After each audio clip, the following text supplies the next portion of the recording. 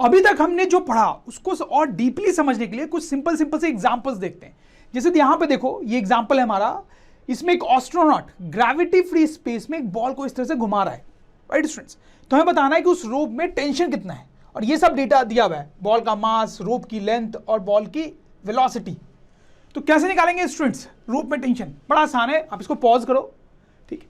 अब देखो, बॉल का अगर एफबीडी बनाए तो उस पर mg फोर्स तो लग नहीं रहा है क्योंकि ग्रेविटी फ्री स्पेस है ये, तो इसमें सिर्फ टेंशन फोर्स लग रहा है इस तरीके से, राइट। अच्छा, अब बॉल का एक्सेलरेशन किधर है? ये आपको पता है कि यूनिफॉर्म सर्कुलर मोशन में जो एक्सेलरेशन होता है वो सेंटर की तरफ होता है, राइट।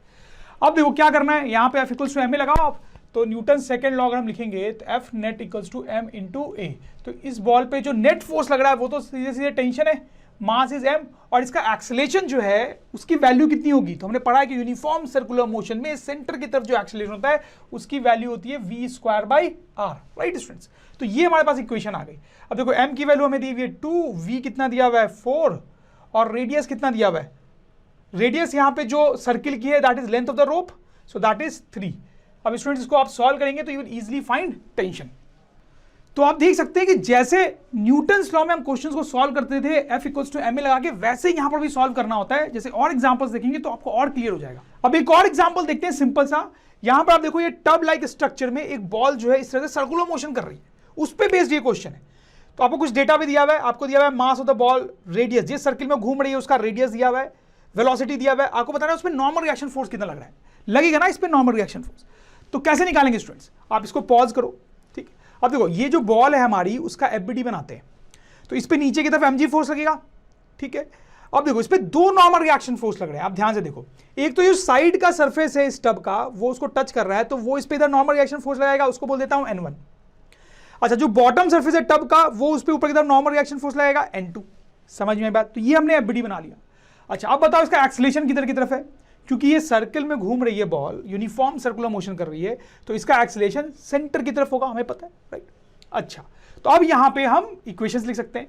तो इस डायरेक्शन में तो कोई एक्सेलरेशन है नहीं स्टूडेंट्स, तो इस डायरेक्शन में इक्वेशन क्या बन जाएगी हमारी? नेट फोर्स 0 हो जाएगा इस डायरेक्शन में, तो हम लिखेंगे n2 इक्वल्स टू mg इस डायरेक्शन में, राइट। समझ में आई बात?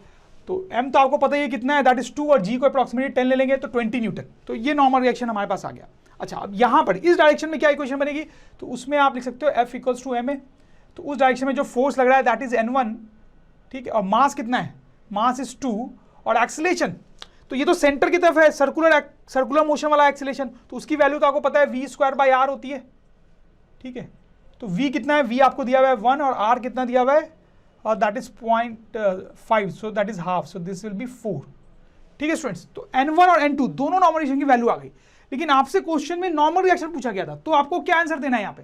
बड़ा सिंपल है, देखो इन दोनों का वेक्टर सम जो होगा वो आपका आंसर होगा। यहाँ पे सिर्फ नॉर्मल रिएक्शन पूछा है, ये नहीं बोला कि कौन सा वाला बताना है, तो मतलब दोनों नॉर्मल रिएक्शन का वेक्टर सम बता दो। अब दोनों 90 डिग्री पे, तो आपको पता है कि जो नेट नॉर्मल रिएक्शन आ जाएगा that will be root of n1 square plus n2 square. तो आगे की कैलकुलेशन तो आप कर ही सकते हो। तो once again you can see कि कितना सिंपल है क्वेश्चन को सॉल्व करना। Now time for next question. आप यहाँ पर देखिए ये क्या सिचुएशन है, इसको बोलते हैं कोनिकल पेंडुलम। क्यों बोलते हैं कोनिकल पेंडुलम? क्योंकि स्टूडेंट्स यहाँ पे रोप और बॉल घूमते घूमते कोन फॉर्म कर रही है, राइट, इसलिए कोनिकल पेंडुलम बोलते हैं। और ऐसी चीज आपने बचपन में भी खेला होगा, हाथ में ऐसे रस्सी और बॉल लेके आपने ऐसे घुमाया होगा ना स्टूडेंट्स, तो वो कोनिकल पेंडुलम ही है। इनफैक्ट स्टूडेंट्स एक सिंपल पेंडुलम भी होता है जो कि इस तरह से मूव करता है, आपने देखा होगा, ये भी बड़ा इंपॉर्टेंट होता है, लेकिन यहाँ पर हमें इसकी बात करने की जरूरत नहीं है, बाद में कभी किसी और चैप्टर में हम इसकी बात करेंगे बहुत डिटेल में। अभी हम थोड़ा इस पर फोकस करते हैं। तो इससे रिलेटेड कुछ चीजें हमें दी गई हैं। बॉल का मास दिया हुआ है, बॉल कितने ओमेगा से घूम रहा है ये दिया हुआ है, रोप की लेंथ दी हुई है, और हमें थीटा निकालना है। अच्छा, कौन सा थीटा निकालना है ये स्टूडेंट्स? देखो मैं आपको बताता हूं, लेट्स पॉज दिस। तो अब आप देखो कि ये बॉल है और आपकी रोप है। अगर आप यहाँ पे वर्टिकल लाइन इस तरह से बनाते हो, तो इस वर्टिकल लाइन के साथ रोप जो एंगल बना रही है ना, उसको थीटा बोला जा रहा है। तो वो थीटा आपको बताना है स्टूडेंट्स। तो कैसे बताएंगे? देखो इसका मैं इधर एफबीडी बनाता हूं। तो देखो ये मेरी बॉल हो गई यहाँ पे, तो इस पे कौन कौन सा फोर्स लग रहा है? तो एक तो इस पे नीचे की तरफ mg फोर्स लगेगा, राइट, दूसरा इस पे टेंशन फोर्स लगेगा रोप का। अच्छा, बॉल का एक्सेलरेशन किधर होगा? बॉल जो है इस तरह से सर्किल में घूम रही है, तो आपको पता है ये इस सर्किल में घूम रही है। तो अभी हमने पढ़ा ही है कि यूनिफॉर्म सर्कुलर मोशन में जब कोई ऑब्जेक्ट घूम रहा होता है तो उसका सर्किल के सेंटर की तरफ एक्सेलरेशन होता है, तो इधर एक्सेलरेशन हो गया, राइट। अब क्या करना है बताओ? तो देखो हमें पता है कि फोर्सेज का कंपोनेंट करना होता है और इस तरह से करना होता है ताकि कंपोनेंट करने के बाद वो एक्सीलरेशन के पैरेलल हो या परपेंडिकुलर हो, राइट। तो mg का कंपोनेंट करना पड़ेगा क्या? नहीं, वो तो ऑलरेडी एक्सीलरेशन के परपेंडिकुलर है। हाँ, टेंशन का कंपोनेंट करना पड़ेगा। कैसे? देखो अगर ये एंगल थीटा है तो आप देखो ये एंगल भी थीटा होगा, तो ये कंपोनेंट हो जाएगा एक t cos थीटा और ये कंपोनेंट आ जाएगा t sin थीटा। ये सब आप समझते ही हैं और हम इक्वेशंस बना सकते हैं यहाँ पे। तो इस डायरेक्शन में कोई एक्सेलरेशन नहीं है ऑब्वियसली, तो इस डायरेक्शन की इक्वेशन बन जाएगी क्या? t cos theta is equals to mg, right students. अच्छा, इस डायरेक्शन में क्या इक्वेशन बनेगी? इस डायरेक्शन में इक्वेशन बनेगी f इक्वल्स टू ma की, तो हम लिखेंगे t sin theta equals to m into a कितना लिखेंगे? पहले a ही लिख लेते हैं इसको। a को लिख सकते हैं हम क्या तो v स्क्वायर बाई आर, या फिर लिख सकते हैं ओमेगा स्क्वायर आर। तो यहाँ पे ओमेगा स्क्वायर आर इसलिए लिख रहे हैं क्योंकि ओमेगा हमें दिया हुआ है, v नहीं दिया हुआ है, राइट। अच्छा, अब देखो इसमें स्टूडेंट्स m की वैल्यू तो आपको पता है, वो आप लिख सकते हो 2, ओमेगा की वैल्यू भी आपको दी हुई है, वो आप लिख सकते हो 3। अच्छा, व्हाट अबाउट r? क्या r को 5 के बराबर लिख सकते हैं? सोचो, ध्यान दो, यहाँ पे यही गलती होती है। लोग जनरली ना r को l के बराबर लिख देते हैं, 5 मीटर के बराबर लिख देते हैं। प्लीज नोट, ये जो 5 मीटर l आपको दिया हुआ है वो लेंथ ऑफ रोप है, वो रेडियस ऑफ सर्किल नहीं है। r तो यहाँ पे रेडियस ऑफ सर्किल है, तो आपको तो इस सर्किल का रेडियस चाहिए ना जिसमें ये बॉल घूम रही है, तो उसका रेडियस तो ये है students, right. Let me do it here, यहाँ पे स्पेस ज्यादा है, तो ये रेडियस है और ये l है, ठीक है। तो r आपको निकालना पड़ेगा, तो कैसे निकालेंगे? ये थीटा है, ये l है, तो ये r कितना हो जाएगा? l sine theta. तो r को हम यहाँ पे लिखेंगे l sine theta. This is a very important point, I hope आप यहाँ पे गलती नहीं करेंगे, जल्दी जल्दी में यहीं पे गलती होती है। तो देखो दो इक्वेशंस हमारे पास यहाँ पे आ गई हैं, इनको अगर हम सॉल्व करेंगे तो हमारा काम हो जाएगा एक्चुअली। तो इस इक्वेशन में देखो साइन थीटा कैंसिल हो गया, t is equals to m omega square l, right students.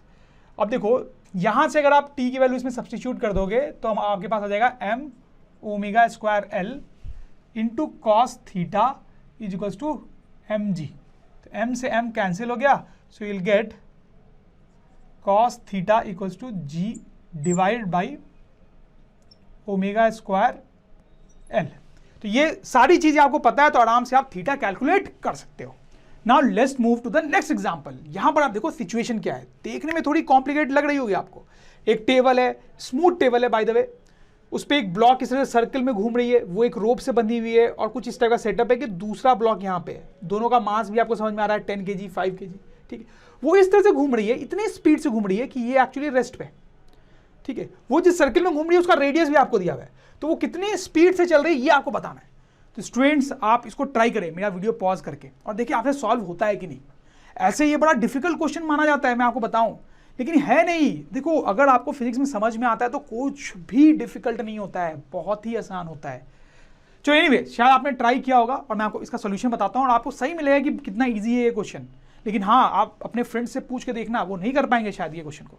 Anyways, तो आपको काम क्या करना है, एफबीडी बनाना है। तो देखो ये जो ब्लॉक है इसका एफबीडी तो बहुत सिंपल है, नीचे mg लगेगा, ऊपर टेंशन, और कोई फोर्स है ही नहीं यहाँ पे। अच्छा, इसको पॉज करो, अब इसका एफबीडी बना सकते हैं। तो देखो इस पे रस्सी जो है, रोप जो है, वो टेंशन लगाएगी। वर्टिकल डायरेक्शन में इसमें जो फोर्सेज लगेंगे, mg नॉर्मल रिएक्शन आपको समझ में आ रहा होगा, उसको यूज नहीं है तो बनाने का मतलब नहीं है, ठीक है। अच्छा, ये रेस्ट पे था, लेकिन ये सर्कुलर मोशन कर रहा है तो इसका एक्सेलरेशन होगा टुवर्ड्स सेंटर। अब देखो, अब बस दोनों की इक्वेशन हमने लिखनी है, बहुत आसान है। इसकी इक्वेशन अगर हम लिखेंगे तो क्या लिखेंगे, ये रेस्ट पे है तो ऑब्वियसली उसका एक्सेलरेशन 0 है, तो उसमें नेट फोर्स 0 होना चाहिए, मतलब t equals to mg। m जो है वो इसका 10 दिया हुआ है और g अप्रॉक्सीमेटली 10 ले सकते हैं, तो दैट इज 100 न्यूटन। तो टेंशन की वैल्यू आ गई, ठीक है, बहुत आसान है।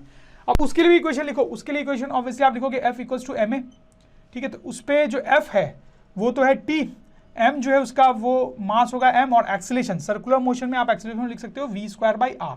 आप देखो स्टूडेंट्स, t जो है वो आपको, अच्छा t आपने निकाला है 100, मास जो है वो उसका आपको दिया हुआ है 5 kg, v आपको निकालना है, और r जो है वो 1 दिया हुआ है। तो इसको आप सॉल्व करोगे, you will get the answer, ठीक है। तो आपको बड़ा आसान लगा होगा स्टूडेंट्स, लेकिन ये इतना आसान था नहीं। तो अगर आप सब चीज लॉजिकली पढ़ते हो, अच्छे से पढ़ते हो ना, तो कुछ भी डिफिकल्ट होता ही नहीं है। तो स्टूडेंट्स, अगर ड्रोन स्टडी के ये वीडियोस आपको अच्छे लग रहे हैं तो आप प्लीज इनको लाइक करें, सब्सक्राइब करें, कमेंट्स लिखें स्टूडेंट्स, अपने थॉट्स बताएं, हमारे साथ शेयर करें कि आप और क्या चाहते हैं। और इतना ही नहीं स्टूडेंट्स, सबसे इंपॉर्टेंट नीचे शेयर बटन पे क्लिक करें और अपने दोस्तों के साथ इन वीडियोस को व्हाट्सएप और फेसबुक पे शेयर करें स्टूडेंट्स, ताकि वो भी इन वीडियोस का फायदा उठा सकें स्टूडेंट्स, राइट।